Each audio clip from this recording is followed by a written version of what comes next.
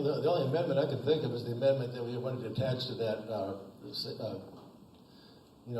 marriage between one man and one woman. And that's one amendment I think ought to be, what should be there, and we should have voted on, and people should have had the right to vote on. I think that's what we ought to think about right here. And I think other than that, the Constitution remain as it is. We should follow the Constitution, follow what we are taught, and stand by it strongly.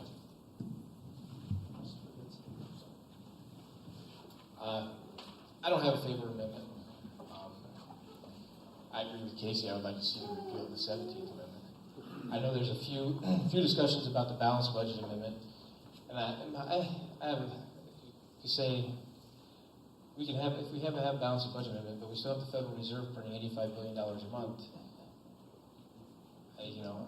And I agree with Mr. Armstrong. I'd like to get rid of the income tax.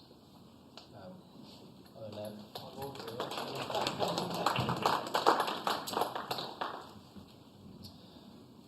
Would you support an amendment to the Indiana Constitution which states that life begins at conception?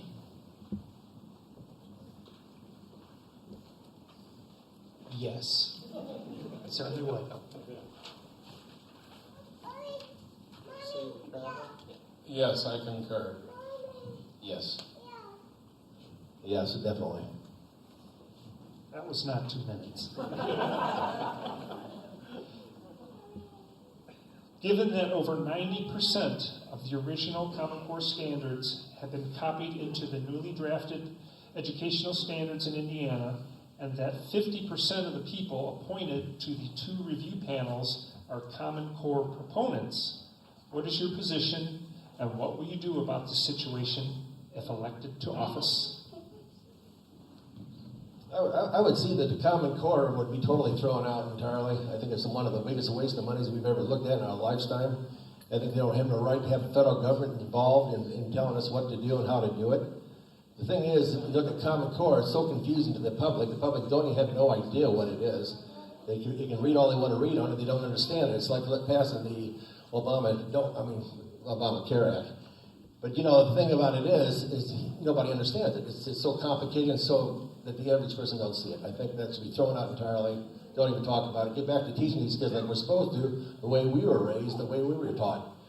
I mean, they're just common sense, and we don't get that common sense back in our minds, and we're going to have more problems we're going to face more later. I think Erin Tuttle has a good suggestion. I believe her suggestion was to go back to the 2008 math standards and the 2009 English standards, because they are already so much higher than what Common Core is now.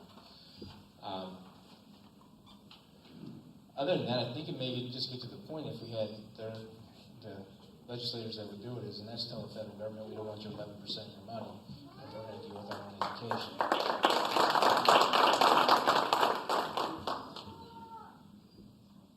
The Common Core, I was glad to read that we are withdrawing from the Common Core structure, and I'm heartened by the fact that we seem to have a Indiana-centric intent in terms of customizing these to Indiana standards and reflecting Indiana standards and Hoosier values, and those are the ones that I support.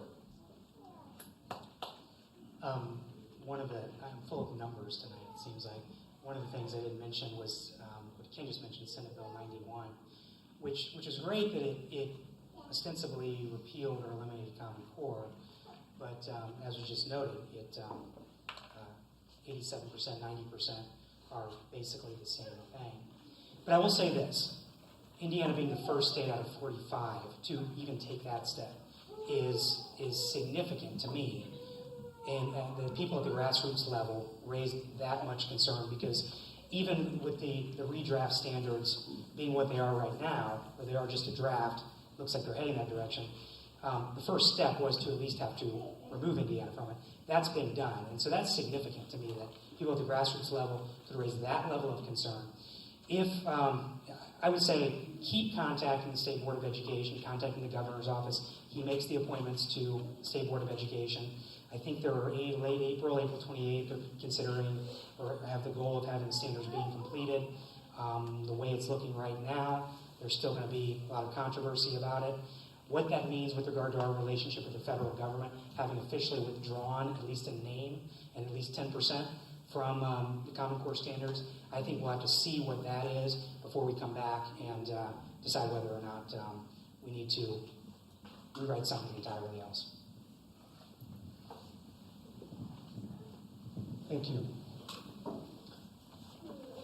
Aside from the Common Core standards debate, what will you do to limit the intrusive collection and sharing of student data?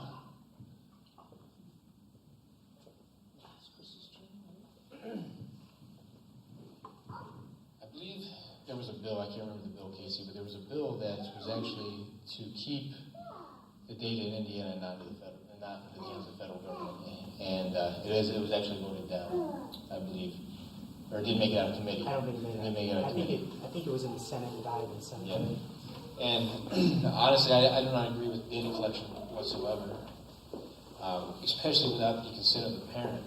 I mean, if the consent of the parent, they say, okay, go ahead, that's one thing. But to do it without our consent, I'm completely against it. I would introduce a bill and hopefully have support for it to not allow data mining.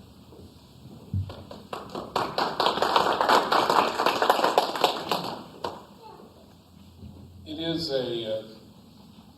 is a situation where we have too much knowledge. I think about HIPAA and all the standards and forms we sign each time you go to the emergency room or to the doctor or the hospital in terms of protecting that information. The same standards should be applied to educational data as well. That data should remain in the domain of the parents in the state of Indiana and should not be exploited for any sort of statistical advantage.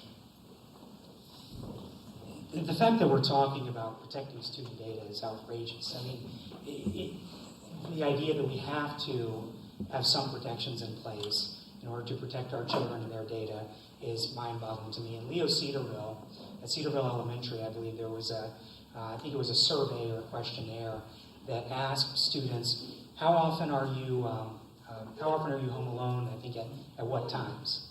First of all, the question shouldn't have been asked. Second, even if asked and answered, that information shouldn't go anywhere. So I don't know what happened to that bill. If there was some other part of it, it never came to the House for consideration. But I certainly would support legislation that made sure that data regarding our children is not shared with the federal government or third-party commercial providers. Yeah, I feel the same, that all that should be remaining confidential, should not be spread out, should not be told to anybody else. Just follow the same thing, it's no different. Let's switch topics here. What do you believe the Second Amendment says, and what needs to be changed about it?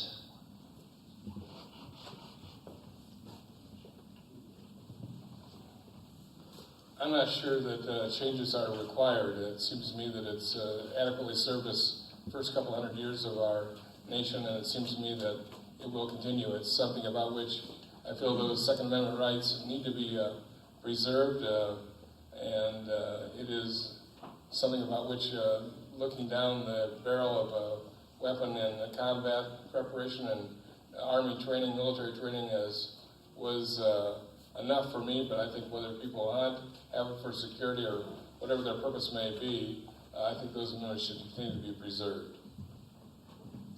I think it says, a well-regulated militia being necessary for the security of a free state, the right of the people to keep and bear arms shall not be infringed. It is an individual right. It should be treated as an individual right as to each person and not as a collective right. When it becomes a collective right, you can enforce government restrictions much broader on it. And I own a couple guns. I believe that the Second Amendment is an individual right. I'm pleased that the courts interpreted it as such a few years ago, and I think we need to maintain that interpretation. I strongly support the Second Amendment. I have a twin brother who's in the city police department for 26 years, and there's no way that he would ever be able to get to that door and protect somebody within so many seconds. He's, and a lot of other police officers I personally know in the city police department of Fort Wayne, all feel the same way, percentage-wise, maybe 95% or more feel the same way. But out of all the homicides that we see in Indiana itself, there were 30,000 homicides in Fort Wayne. Not homicides, but they were killings from guns. 2/3 of those killings came from self-inflicted suicides. So the other third who did do it didn't even carry a license. Here we are going after the people who carry a license. Figure that one out. That's not right. The Second Amendment is pretty self-explanatory. I think it just needs to be interpreted how it originally needs to be interpreted. I would even go as far as I would like to see a constitutional carry like that in Arizona, which I have the bill. Arizona has constitutional carry, Oklahoma, Arkansas, Vermont, Alaska. I would like to make Indiana constitutional carry. If you don't know much about that, it means if you're a citizen of the state of Indiana, you'd be able to carry a handgun. But you would also still keep the permit process, and within the permit process, if you took the training, it could possibly open up to other states that our permit would be allowed to carry in more states. I do like the Arizona constitutional carry, so that's my view on it. Thank you. The proposed Indiana marriage amendment to its constitution defined marriage as between a man and a woman, with a second sentence that read, "A legal status identical or substantially similar to that of marriage for unmarried individuals shall not be valid or recognized." At the reading this year, the second sentence was dropped by vote from the amendment, weaning the amendment and making it impossible by Indiana law to put a referendum before the citizens until 2015 or 2016. As a note, Representatives Hewer and Cox both voted to remove the second sentence. I ask that each person explain why they think the reason was for removing that critical sentence.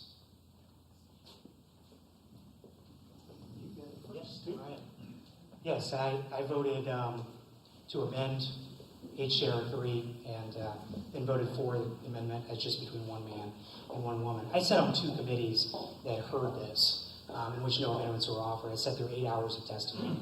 I can tell you the level of confusion about what that second sentence meant.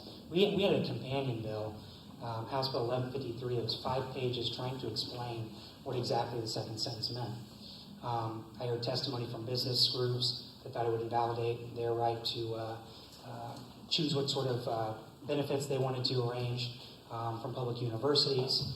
And at the end of the day, I thought the best, the most straightforward, and I thought the strongest. Keep in mind, Kentucky had this same language in their constitution. And about a month ago, it was struck down by a federal court, and their constitution is being unconstitutional.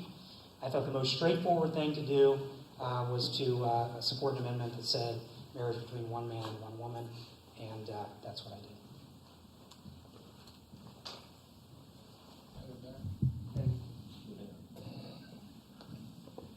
I believe that both should have been passed. The first and second reading should have been passed.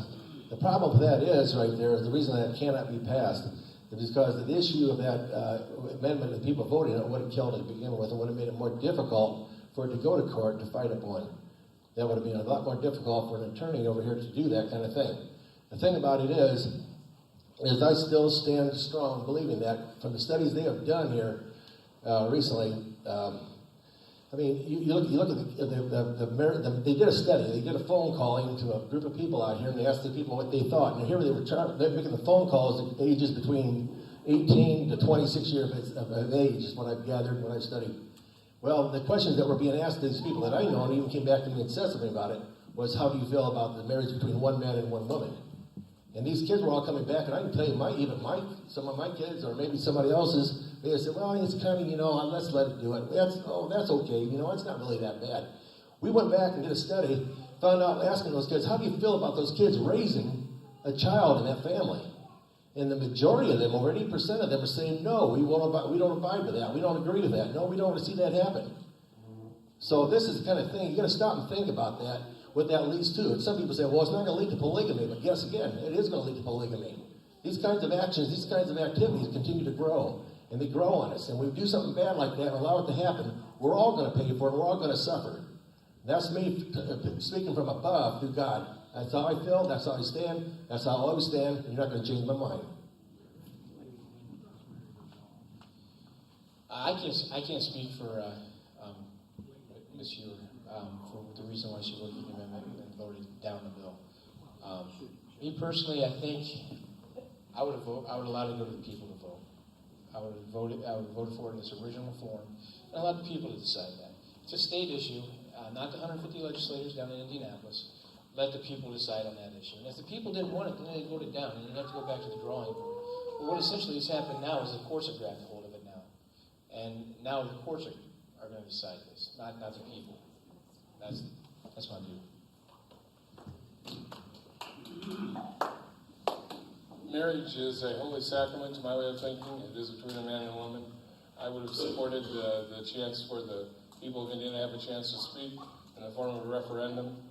And I think that we all know that it's destined to go to the Supreme Court, where a decision will perhaps be made there. But I think the people of Indiana need to have the opportunity to express themselves on it, and I believe that amendment will pass.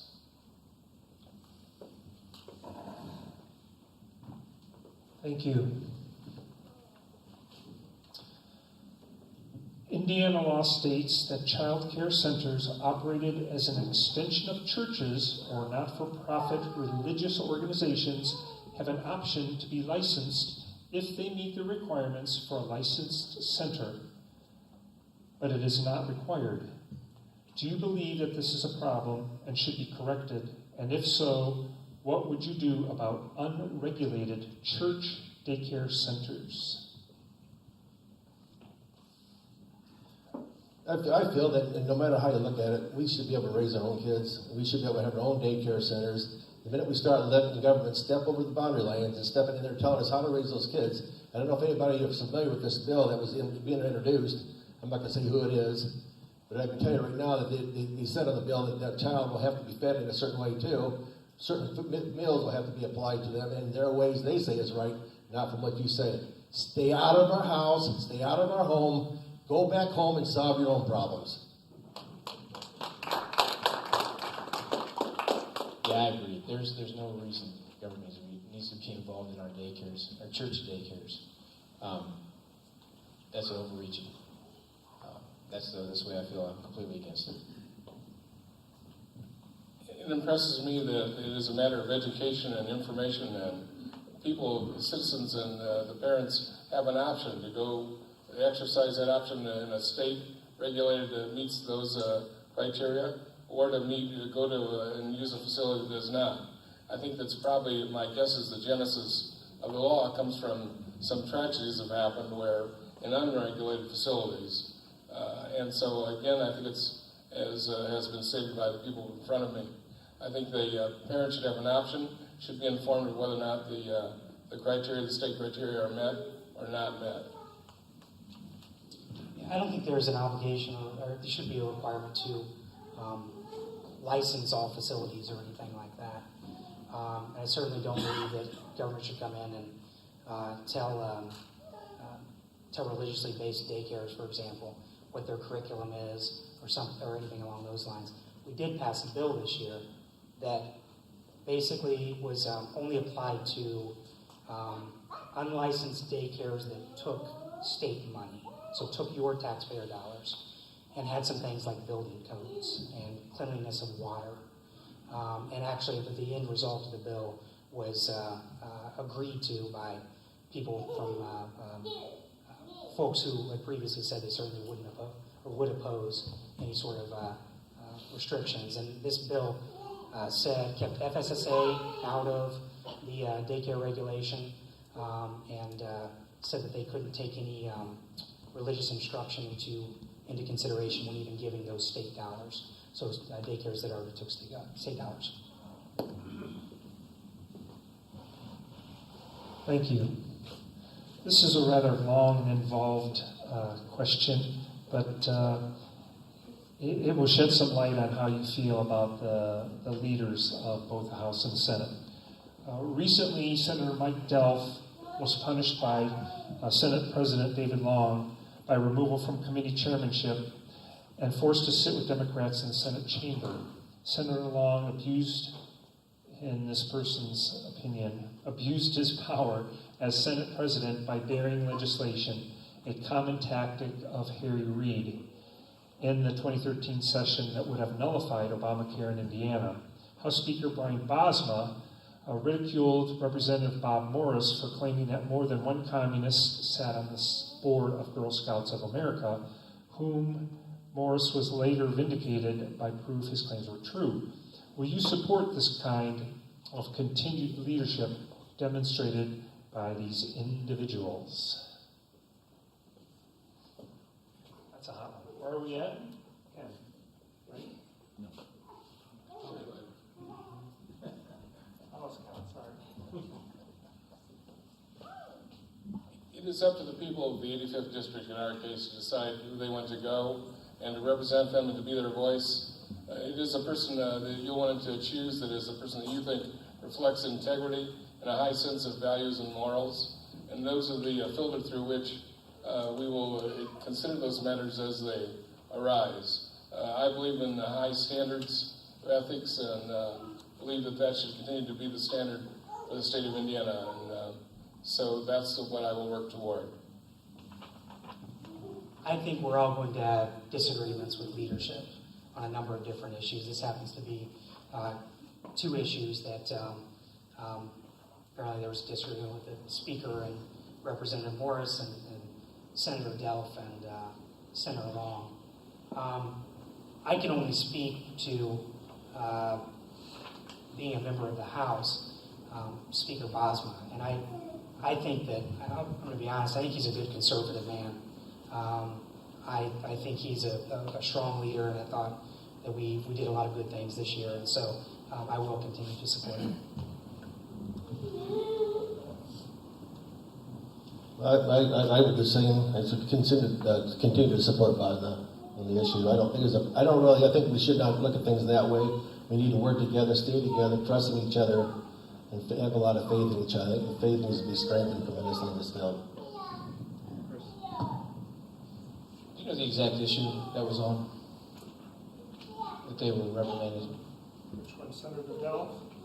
That was for a nullification of Obamacare. Okay.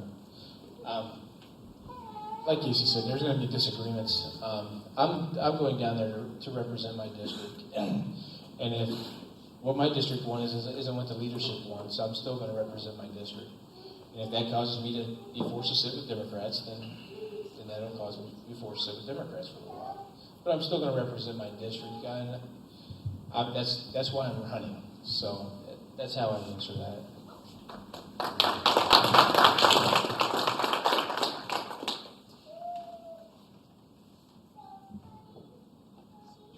How would you vote on legislation that would grant in-state college tuition to illegal immigrants?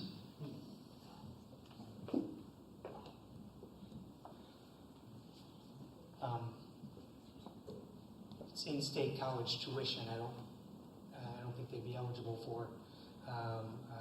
If they're legal immigrants, I don't know how they'd be eligible for in-state college tuition. So I don't. There'd have to be some huge exception. I wouldn't support that legislation.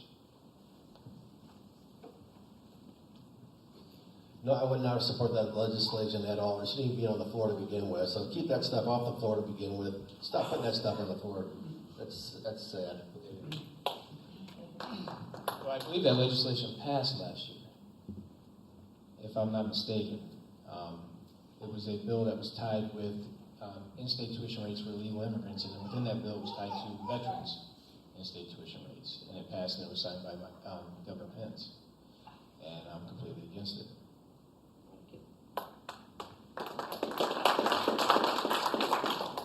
I would be opposed as well, and don't support undocumented benefits like that. And I was just thinking a minute ago with regard to the previous questions about things coming to being paralyzed by analysis, that I think about your 912 organization and the values and principles in your website, and it brings back to mind the situation after 9/11, when the people were working together on the steps. I think that's the sort of, let's get something done, sort of a practical aptitude about which I'd want to represent. Are we back? Okay.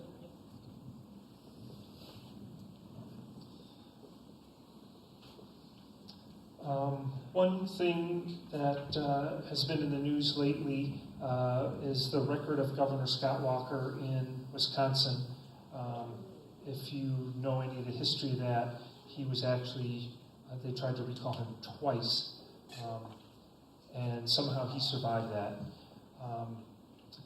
Now that state has almost $1 billion surplus, and they just recently passed a law that would give some of that money back to those taxpayers.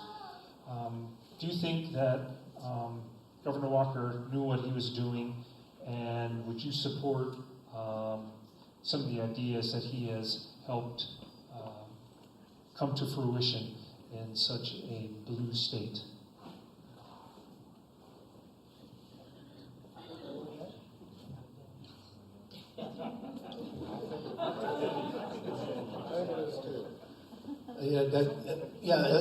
I would. You say you support the thing about with the money and where it's been distributed. Yeah, that right there ought to be a lot more control on that, because a lot of the way it goes now, it's very difficult for a person who's running for office to even get a piece of that. When you talk about somebody's being supported by the legislation, right now it just you're pretty much on your own when you run for an office, and a lot of that money that's coming out of the funds, out of your state taxes, is going to go to the person who either is a person that's been appointed or is the person that's already in the office. There ought to be a lot more control on that, where the individual themselves can handle those on their own. And there should be limits to those amounts. I guess I find the question vague. I'm not quite sure, I'm not quite up to speed on what you're exactly asking in that question. The issues that he did actually present. Right to work was one. Okay. Lowered the taxes to enhance business in the state of Wisconsin. Okay. And then he took on the teachers' unions. Okay. As you all know, I work for General Motors. I am in the union. It is a closed union right now until 2015, until the new contract comes up. I don't believe you should have to pay union dues. I think that's an individual choice. When it comes to private sector unions, public sector unions, I think there is a difference. I think even FDR explained his concern about public sector unions, because they are not collective bargaining against a profit. They are essentially bargaining against us, the taxpayers. So I do not support public unions. On the other side on the private side, dealing with a multi-corporation like General Motors, I think that a union is essential in that environment. I guess you'd have to work out there to really understand that. But to be forced to pay union dues, no. But also, if you don't pay the union dues, I don't think the union should be forced to represent you either. That's where I stand on that. Right to work, I think, it's been passed here in Indiana, but it's actually kind of going through a little issue right now, isn't it? With someone up in the Northwest challenged it, and Zeller's dealing with it. So if it passes, I think only time will tell. Let's see if it works. I mean, if it works, it works. I think we got to give it 3, 4, 5 years and see the jobs come in. So that's where I stand on that. And yes, I do agree with cutting business taxes. But also on that, the city and county need to be willing to cut spending also.